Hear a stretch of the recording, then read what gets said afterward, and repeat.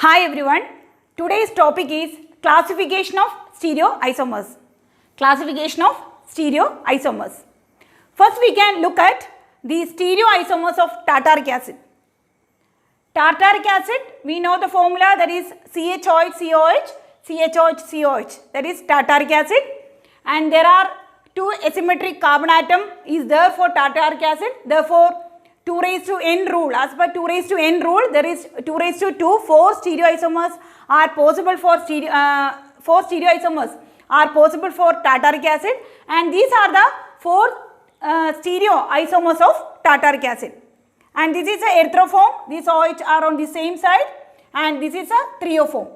And we can see that this is a mirror image of this molecule, this is a mirror image of this molecule. Similarly, this is a mirror image of this one, isn't it? This is a mirror image of, these are mirror images, here also these are mirror images. Actually, they are related with each other as non-superimposable mirror images. They are related with each other as non-superimposable mirror image. Because if I rotate this molecule at any way, it is not possible to superimpose on this molecule. They are mirror images and they are non-superimposable. Here this also mirror images, here this also mirror images, but if I rotate this molecule 180 degree, what happens? This become identical to this molecule. That means they are actually same. They are not mirror images, they are same molecule. So instead of writing 2, actually it's needed only to write one structure. Okay, because they are same. And these are mirror images. These are mirror images. They are non-superimposable mirror images.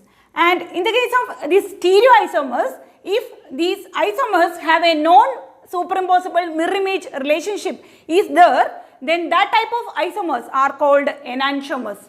Okay, therefore these pairs are called enantiomers. This is called enantiomers. Enantiomers are isomers. They are related with each other as non-superimposable mirror images. And what about these two? What about these two? When we compare these two isomers, that is this one, this, or this isomer with this isomer, when we compare these two or this one with this, is there any mirror image relationship? No, there is no mirror image relationship between these two or this one with this. So such type of isomers are called diastereomers. That is, in the case of diastereomers, they are isomers, they are non-superimposable, but they don't have any mirror image relationship. That are called diastereomers.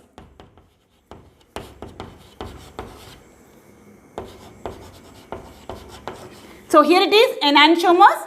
Here they are diastereomers. And what about this compound? This compound have a plane of symmetry, isn't it? These molecules don't have a plane of symmetry, but in this case, here HOH, here HOH. Hydrogen are on the same side and OH are on the other side.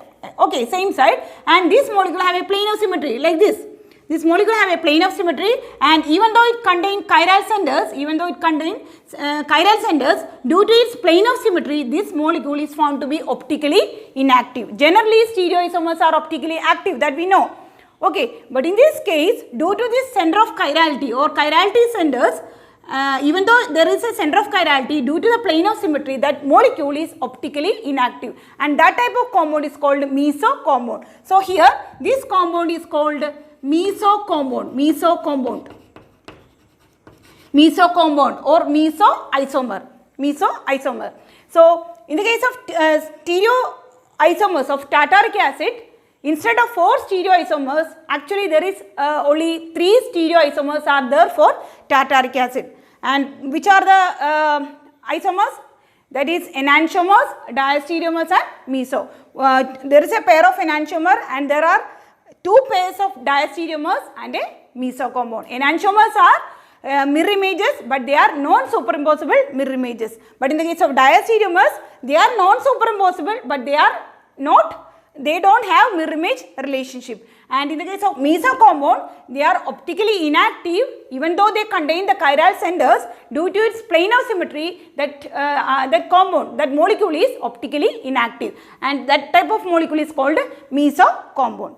So we can now get into a characteristic or more details of this enantiomer diastereomer. Okay, we can see what are the important properties or what are the important characters of these enantiomers and diastereomers.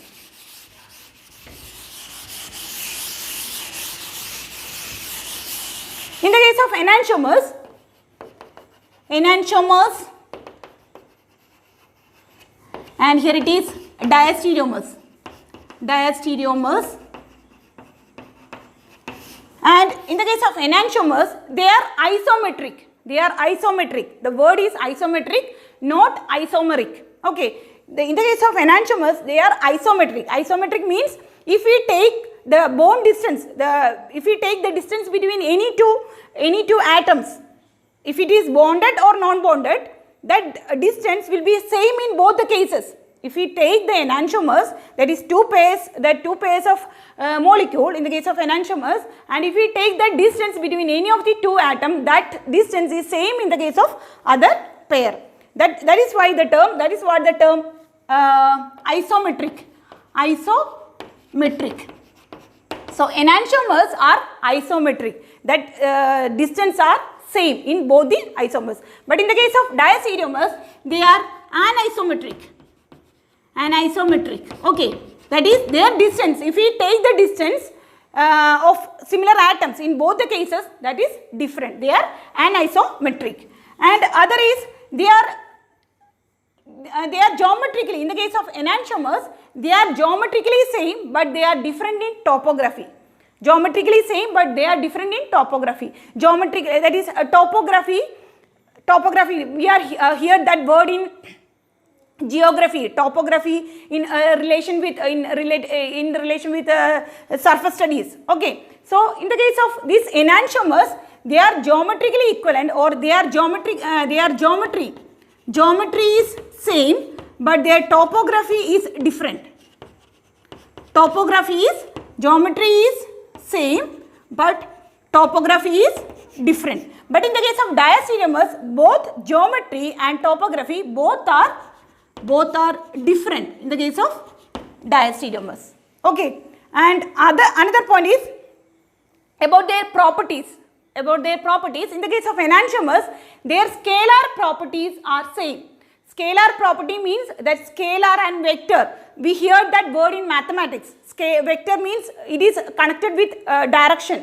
Scalar means they don't have any relation with direction. Okay, so we are not bothering about direction in the case of scalar quantities. So in the case of enantiomers, their scalar properties are same. Scalar properties, we are not bothering about the direction. So we are not bothering about the positive optical rotation or negative optical rotation. We are not bothering that. Here the scalar properties are same. That is, they have same physical property and same chemical properties in an achiral media. Same physical properties means same boiling point, same melting point or solubility, refractive index, whatever properties, they are all same in the case of enantiomers. And their chemical properties are also same in an achiral media. In the case of in the presence of a chiral media or in the presence of a chiral object or chiral reactant, they react differently.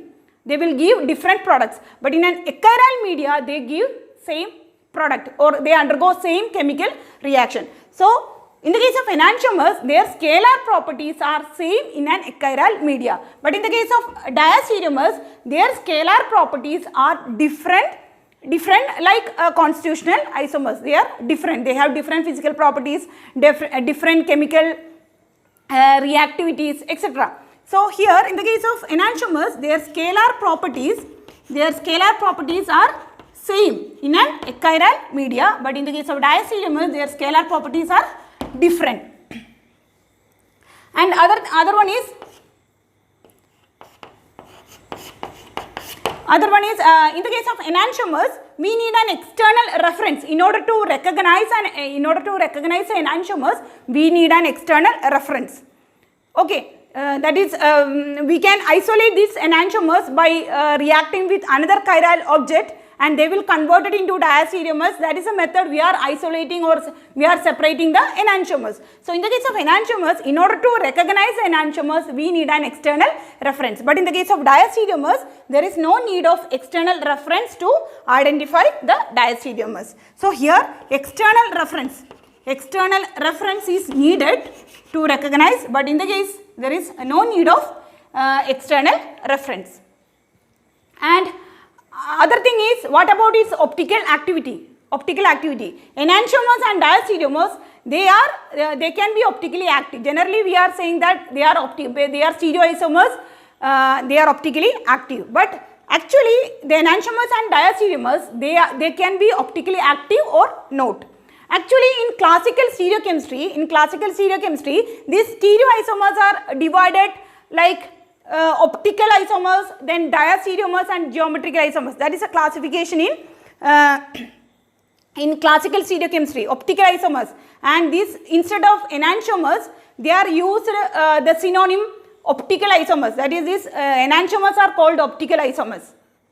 But that is, they are classified as optical isomers, diastereomers, geometrical or cis-trans isomers, etc. Okay, and in the but they found that in the case of some of the enantiomers, for example, like this compound, in the case of this ethyl, here it is CH2, CH3 ethyl, then propyl, CH2, CH3, propyl, then butyl is CH2, CH3, this is butyl, 1, 2, 3, 4, okay.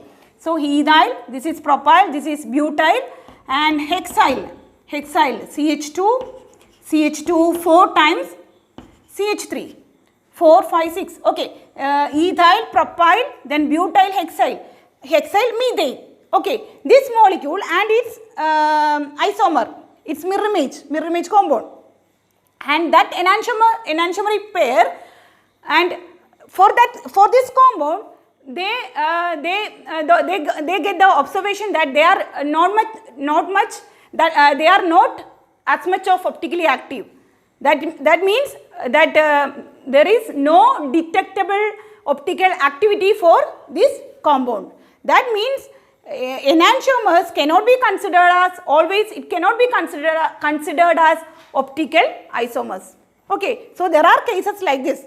So from that, from this observation onwards, not only that case, in the case of diastereomers, some of the diastereomers, they observed that they are very much optically active. So enantiomers, some of the enantiomers, in the case of some of the enantiomers, they don't get observable quantity of optical activity, and in the case of some of the diastereomers, they got so much of optical. They behave like very much optically active. So from that observation, that type of classification based on optical activity is not followed from that time. And a new system of classification that is proposed by Kurt Mislow in 1965, he proposed a new system of classification that is based on energy and symmetry. Okay, that is based on energy and symmetry. A new system of classification is followed from that time. And so we are, when we say about the optical activity, in the case of enantiomers and diastereomers, they can be optically active or inactive. Like in this case, they are not so much of optically active. And in the case of an enantiomer, if we got the observation like it is optically inactive, it may be also due to its racemic nature. That is, if the constituent isomers of the enantiomer remain as a 50-50 mixture, 50-50 ratio, if they remain as a 50-50 ratio, there is no optical activity, because the positive optical rotation and negative optical rotation get cancelled, and there is no optically active, observable optical active, that result will be optically inactive. Okay, so in the case of enantiomers, if we observe that if our observation is optically inactive, that is also due to this reason, that is that constituent isomers remain as 50-50 ratio, that is they remain as racemic mixture. Racemic mixture means 50-50% of the isomer. It's called a racemic mixture. The constituent isomers remain as a 50-50%. Then that mixture is called a racemic mixture. Okay, racemic mixture or racemic modification. And that is in the case of enantiomers. And what about in the case of diastereomers? In the case of diastereomers, they are also they can be optically active or inactive. And generally in the case of diastereomers, if our observation is optically inactive, that may be due to the reason that the constituent isomers are meso rather than racemic mixture. That is, in the case of enantiomers, they can remain as racemic mixture, and as a result they can optically inactive. But in the case of diastereomers, if the observation is optically inactive, the main reason can be the constituent isomers are meso. So if the constant isomers both are meso, the overall result, what will be the overall result? That we observe that optically inactive. For example, in the case of pentose alcohol, pentose 5 carbon atom, CH2OH, 1, 2, 3, 4, 5. Okay. Pentose alcohol 1, 2, 3, 4, 5. Alcohol HOH, HOH, HOH. Pentose alcohol, and one another isomer of this compound, CH2OH, 1, 2, 3, here CH2OH, here HOH, here OHH, here HOH. Here this is an isomer, stereoisomer. We can write another isomers also. I just showed 2 isomers of this pentose alcohol, and here we can see that there is a plane of symmetry for this compound. This is a plane of symmetry, isn't it? There is a plane of symmetry for this compound. Similarly, here also there is a plane of symmetry. This is a plane of symmetry. So due to this plane of symmetry, this compound is meso. Even though it contains chiral centers, this is meso due to plane of symmetry. Here also, even though it contains chiral centers, due to this plane of symmetry, this also meso. So here both are meso. Actually they are diastereomers, isn't it? They are diastereomers because they are changing the they are similar, but they are changing the configuration of one asymmetric carbon, isn't it? Here it is HOH, here it is OHH. So they are actually diastereomers, and the constant of this diastereomer is meso. So what will be the overall result? The overall result is optically inactive. So diastereomers can also be optically inactive, but in the case of diastereomers, this is a major reason. But in the case of enantiomers, the main reason may be their racemic nature. Okay. And another point in connection with this is, these type of compounds are called epimers. That is, in the case of epimers are diastereomers. These epimers and anomers, they are both diastereomers. They change only the configuration of one asymmetric carbon atom. Here you can see that here only the configuration of this carbon. Here it is same HOH, here it is HOH same, but here it is HOH, here it is OHH. So here it is the configuration of only one asymmetric carbon atom is changing here. Such type of diastereomers are called epimers. That is, epimers or anomers. The word anomers is used in the case of cyclic systems. In the case of cyclic system, we use the word anomer. So epimers and anomers are diastereomers, but they are changing the configuration of only one asymmetric carbon atom. So this is an example of an epimer. Example for anomer is glucose. Glucose, we know the structure of glucose, that is, it contains 6 carbon atoms, CH2OH, that is 1, 2, 3, 4, 5, 6. Here it is HOH, here it is OHH, here it is HOH, HOH, CH2OH. This is glucose. Actually, this is D-glucose. This is D-glucose, and this it can exist in nature. This D-glucose is a most abundant in nature in comparison with L-glucose. Okay, and it can exist in open form or in a cyclic form. Okay, and in the case of cyclic form, these are combined. We can write the cyclic form like this. That is CH2OH. 1, 2, 3, 4, 5. 1, 2, 3, 4, 5. Here it is like HOH. Here it is OH, H. Here it is HOH, and here it is HOH. Okay, this is alpha D-glucose. This is alpha D-glucose, and these together combined forms a cyclic structure CH2OH, HO, HOH, OHH, HOH, and CHOH. Okay, and this is called alpha D-glucose, and we can write the beta D-glucose if this is reversed, like instead of HOH it becomes OHH. That is called beta D-glucose. That is, instead of this HOH, if I am writing like OH and H, that is called beta D-glucose. Okay, this is HOH, and this alpha D-glucose and beta D-glucose, and they are also diastereomers. They are also diastereomers because they change in the configuration of this C1 carbon. All other configurations are same. Here in both the cases, in the case of alpha D-glucose and beta D-glucose, all the configuration of these carbon atoms, these asymmetric carbon atom is same, only except this. In the case of C1, alpha D-glucose, it contains HOH, and in the case of beta D-glucose, the OH comes this side. So this is an example for anomer. So anomers and epimers, they are diastereomers.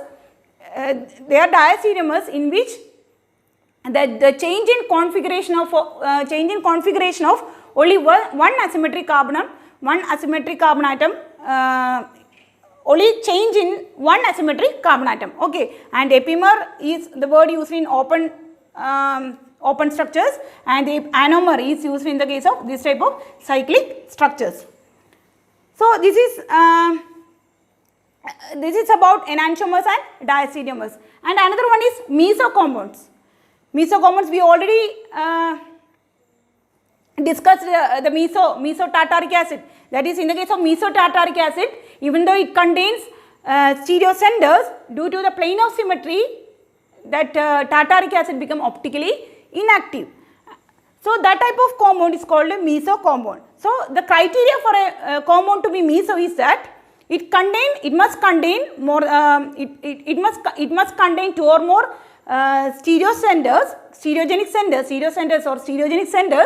and the other members of these stereoisomers are optically active. Other members of these stereoisomers, two or more, if for a stereoisomer, if there are number of stereoisomers, for in the case of tartaric acid, there are 3 stereoisomers and only one is meso, other 2 are optically active. So for a compound to be meso, the other members are optically active. Then only that compound can be called as a meso. For example, in the case of cyclobutane, this is cyclobutane, here it is chlorine, here it is chlorine, this is 1,3-dichlorocyclobutane,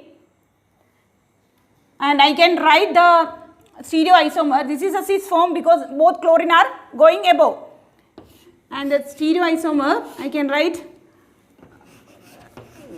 trans form. This is a cis form and this is cis, both are on the same side. This is a trans, one above and below. This is a cis and this is a trans. Okay, for this 1,3-dichlorocyclobutane, only 2 stereoisomers are possible. This is a stereogenic center, both are stereogenic centers. And similarly, in the case of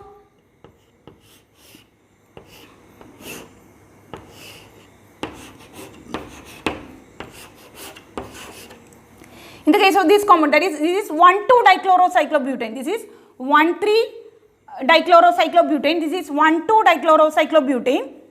And for this isomer, we can write other stereoisomers like this is a cis form, and then I can write the trans form like here chlorine, here it is above, here it is below, and I can write the mirror image of this compound. Here it is chlorine, here it is chlorine. This is a mirror image. And this is 1,3-dichlorocyclobutane. This is cis and this is trans. Only two are possible. If you try to write others, we know that only two are possible. And we know that here both the cases there is a plane of symmetry. This is a here, this is a plane of symmetry. Here also there is a plane of symmetry. So it is not optically active. It is not optically active. Both the case it is not optically active. But it is not meso. These are not meso. There is, even though it contains stereogenic centers. Stereogenic centers means if we interchange any two groups, or if we interchange any two ligands, that will result in a stereoisomer. That is the meaning of stereogenic center or stereo center. So even though it contains stereogenic center, it is not optically active due to plane of symmetry. But it is not meso. Both are not meso. But in the case of this compound, here also there is a plane of symmetry, isn't it? Here, there is a plane of symmetry. There is a plane of symmetry, and this is a cis form and this is a trans form. And for this trans form, I can write the mirror image. For this is case, if we write the mirror image, that are both are same. In this case, I can write the mirror image and they are non-superimposable mirror images. So they remain as enantiomers.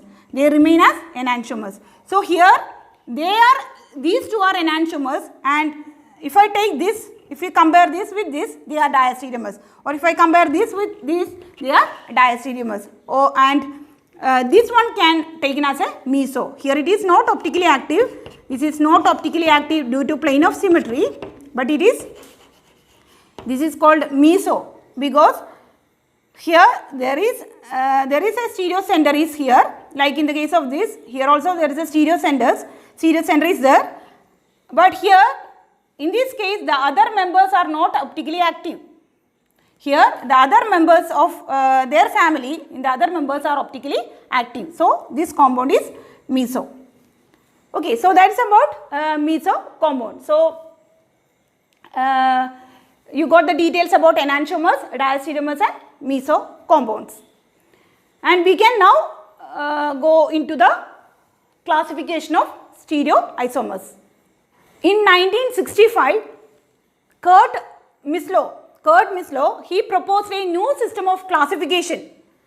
A new system of classification for stereoisomers that is based on energy and symmetry. And based on energy, the stereoisomers are classified as configurational isomers and conformational isomers that we discussed in the last class. Configurational isomers, if the energy barrier is high, they remain as configurational isomers. If the energy barrier is low, they remain as conformational isomers. So that is based on energy, it is classified as configurational and conformational stereoisomers. And based on symmetry that we discussed in this class, based on symmetry, they are classified as enantiomers and diastereomers. So Kurt Mislow in 1965, he proposed a new system of classification that is based on a joint criteria of energy and symmetry. And Kurt Mislow, he is known as he is a pioneer in modern stereochemistry. Okay. So this is a chart, and if molecules with same molecular formula, are superposible, they are homomers. If they are not superposible, they are isomers. And in the case of isomers, if they have same bond connectivity, that means they are stereoisomers. If their bond connectivity is different, they are constitutional isomers. Constitutional isomers like position isomers, linkage isomers, then chain isomers, functional isomers, these are constitutional isomers. Okay. In the case of stereoisomers, if they have a mirror image relationship, they are enantiomers. If they don't have any mirror image relationship, they are diastereomers. And in the case of enantiomers, if their energy barrier is high, they are configurational enantiomers. If their energy barrier is low, they are conformational enantiomers. Similarly, in the case of diastereomers, if their energy barrier is high, they are configurational diastereomers. If their energy barrier is low, they are conformational diastereomers. So, this is a classification of stereoisomers based on energy and symmetry. Okay. I also give some examples of these isomers. In the case of configurational enantiomers, example is dextro and levotartaric acid. And in the case of conformational enantiomer, the gauche conformations of 1,2-dichloroethane. Gauche conformations, two gauche conformations of 1,2-dichloroethane. And in the case of configurational diastereomer, example is mesotartaric acid with dextro or levotartaric acid. And for conformational diastereomer, example is anti conformation and gauche conformation of 1,2-dichloroethane. Okay, so that's all about classification of stereoisomers.